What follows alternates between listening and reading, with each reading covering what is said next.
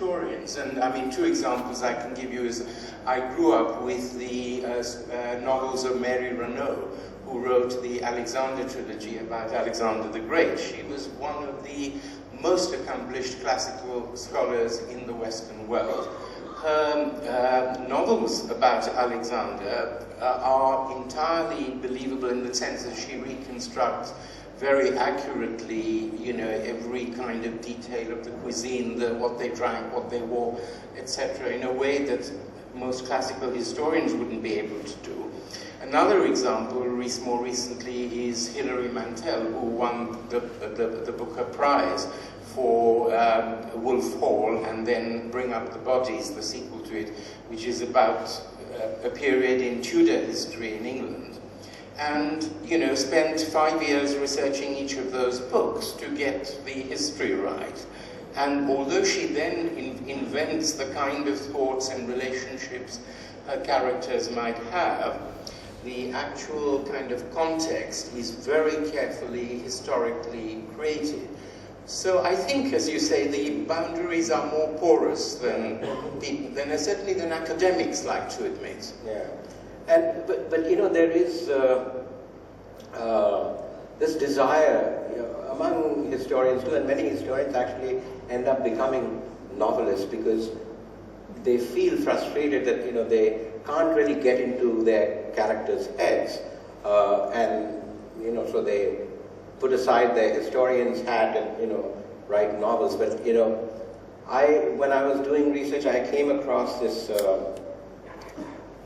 manuscript in the British Library in London. It was an incomplete manuscript written by a Parsi from Bombay in 1927, and it's called The Tower of Silence. And the story was that a plane swoops down the Tower of Silence in Pune, takes a picture, and the picture is published in a London journal called The Graphic. And this, of course, causes great kind of commotion among the Parsis in Bombay. And as a revenge, at least in the novel, there's this very dashing Parsi character called Behram, who goes to London. He goes to London, he wants to find the editor of the newspaper, the journal, the photographer, and the pilot, and he wants to kill them all. But he gets locked in a battle of wits with Sexton Blake, who is a contemporary of Sherlock Holmes, and some people call him poor man's Sherlock Holmes. And so the novel then moves from London to Bombay to Burma, and so on. All sorts of things happen. Now, when I started, and this was an incomplete manuscript that I found in London, and after a lot of search, I found the rest of the manuscript here in Bombay.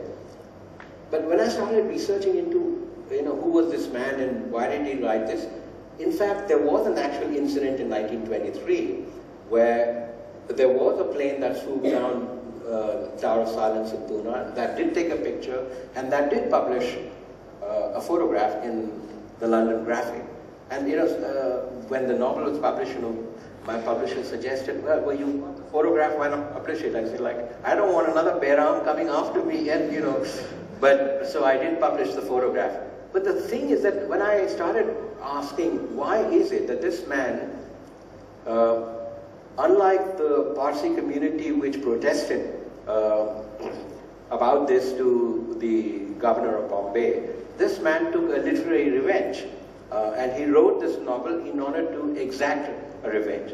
And that what it allowed him to do, as opposed to, let's say, a straightforward historical account, it allowed him to present this character, Behram, who's an equal of Sexton Blake in terms of his intellect, in terms of his detection powers, in terms of his various kind of occult powers that he has. And so, you know, it was an argument about the parity, that intellectual parity that the Parsis had with the British. And that's what the kind of novel allowed him to do. It allowed him to explore the kind of a psyche of his characters as well as, you know, his adversaries and so on. And so, you know, when I was happy that I was able to do this, but you know, the novel is such a hoot. I mean, it's just in the novel you have this Behram disguised as Sexton Blake, who then meets Sexton Blake, who's disguised as Behram. And then and you can do this in a novel. You can't. I mean, I couldn't possibly do it as a historian. No, absolutely. And I think I have to make a confession and own up to the fact that I don't think I have the imagination, the creative imagination, to be a novelist proper. I mean, I think all historians have to exercise some imagination, because you are presented with facts. I mean, for instance, my biography of Macaulay, I mean, he wrote very little about his personal life.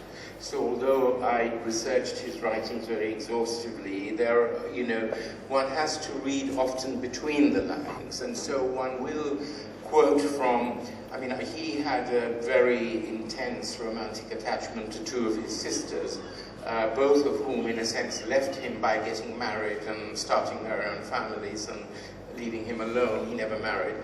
And I had to extrapolate from some of the letters where he was totally devastated. I mean, what this meant for him, his sister getting married or going and living separately. So that level of imagination I'm capable of. And I think historians obviously need to. You can't just report facts. As indeed a good journalist needs to. But I'm not capable of totally inventing characters and plots and so on. At least I haven't tried it so far. Maybe you are. No. I'm not inventing any events. But you know, I wonder what you think of it in the sense that, you know, often it is said that a good historian is able to, you know, get into the head of his protagonists, or in a way imagine the period almost as if, you know, you were living in it, and that if you are able to do that, then you can write a really sort of a compelling history in the sense that you can recreate a bygone era. What do you think of that? Oh, no doubt. I think you have to really know how to immerse yourself in a period. You have to be interested and fascinated enough by it to do that. And I think any good historian is sort of totally kind of absorbed by their subject in a way that probably makes them very boring for people around them who have to listen to, you know, the details of what so-and-so had for breakfast, or what, who they had to dinner, and so on. Characters whom you get fascinated by for writing a biography or a narrative history of a particular war or diplomatic conference or whatever. So I think there is a kind of immersion required, and often for periods of years. And in that sense, I think we've probably both been through what was quite a grueling experience, which was writing doctoral theses, where you do immerse yourself for a period of years in often quite dry primary sources in order to construct your thesis. But don't you have to also, when the challenge is not only to kind of immerse yourself in another period, but also occupy your own time? Because if you just immerse yourself or imagine yourself living, let's say, in 1810, then you would be like your characters who encounter events that they don't understand, and they're kind of befuddled by what's going around them. It's by occupying the present also that with kind of hindsight we can appreciate what someone in, let's say, 1810 or 1910 was experiencing. So it seems like a, you know, kind of a high wire act in the sense that you have to be in both places, in both areas. Absolutely. And I mean, I think, I think you have to imagine yourself in that time. You also have to imagine your subject, if you're writing a biography, within their own context, rather than using the yardsticks and sort of judgment. judgments or political correctness of our own times. Now, you know, a lot of people have problems with some of the things that Macaulay said, you know, a single shelf of a European library has more useful information than the entire literature of India and Arabia. What he meant was useful modern scientific knowledge, but of course it's taken out of context. It was also made in the context of a period when virtually everyone on the planet believed that their culture and literature was vastly superior to everyone else's. So the Chinese regarded all non-Han Chinese as barbarians. The Mughal elite looked down on Hindus and other Muslims. The Brahmins, of course, looked down on every other caste. Most Indians at that time regarded Europeans as outcasts, and they said they have uncooked skins and so on. They're, you know, not normal.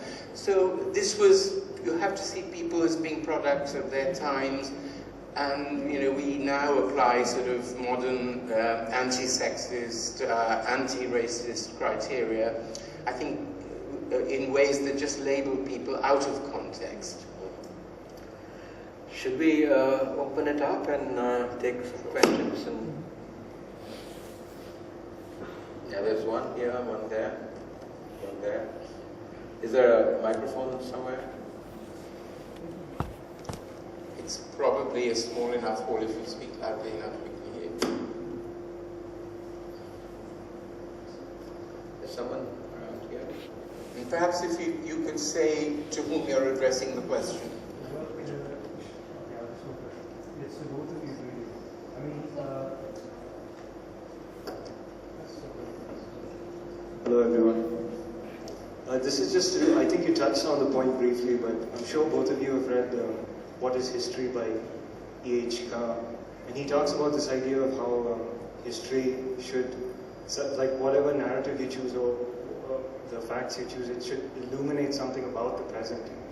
Something that fiction does often, or journalism in an obvious way, but history. And the point I want to make is, in terms of education, this may be off topic, but I think history in education doesn't prepare the students for the kind of political landscape that's in the country right now. I mean, we go up to the freedom struggle and a little ahead, and we just kind of leave it for us to chase, you know, which doesn't really prepare people for the now. So I was wondering how much, if you had any comments on this. So. Well, I remember it's a deficiency. I remember E.H. Carr a long, long time back, reading him in the 1960s, and I would agree that it should illuminate something about the present, but I don't think it needs to do it in a very direct way, because I think the past has an autonomy of its own. I mean, this is something we're going to discuss tomorrow, hopefully at, is it 3:15? Right. Tomorrow afternoon, the past is always present, so that will be our theme tomorrow. But I think history also has an autonomy. So I wouldn't say that, you know, if we want to learn about politics today, you tell students to go and look at politics in the 19th century. I think that has an autonomy of its own. But I think through exploring the past, you know, people will always see parallels with the present and will actually learn things that are useful. Yeah, no, I agree with you, yeah. Somebody is there. But, you know, others can't hear you, so. No, my question goes to you again. Nicholas Nassim Taleb, on his book, non-fiction of course, The Black Swan, talks about essentially the book Diaries of a World War II Journalist. And the entire premise of his book is on that eureka moment, right? Because essentially historians have built an entire narrative on the World War II with the Archduke Ferdinand's assassination and how it all, and it was exactly talking to how if you remove yourself, everything seems to fall into place. And only when he read the Diaries of the World War II Journalist, he realized how serendipitous it is. All the entire sequence of events were completely uncorrelated, including Britain still under the false illusion that the Germans would actually head back and after they conquered Poland. So there is a concern, or that when you start looking to build narrative, then you start building narrative which doesn't exist. And then the follow-on question is, if that happens, is there a concern for future generations? I'm talking maybe 100 years down the road, people start believing actually what you wrote today was the truth then. Yeah, I mean, I don't think, any sort of good historian would create a narrative with an eye to the future. I mean, I don't think they take it as their job to kind of, in this kind of practical sense, that we will tell a narrative that will be useful in the future. I mean, you're talking about, the Second World War. I mean, and it's true that, if you were placed right in the middle of the Second World War, I mean, you couldn't possibly understand the scale of the things that were happening. I mean, in fact, for example, the Holocaust, it's only later that people even got to know the scale of the killings and could make kind of a sense of, how these things were, connected to each other and so on. What was the connection between, for example, the war against the Soviet Union and the killing of Jews? I mean, there was a connection. So it's only when you sort of occupy another period that you are able to reflect on that history while remaining, as Zarir was saying, while remaining faithful to some of the kind of milieu of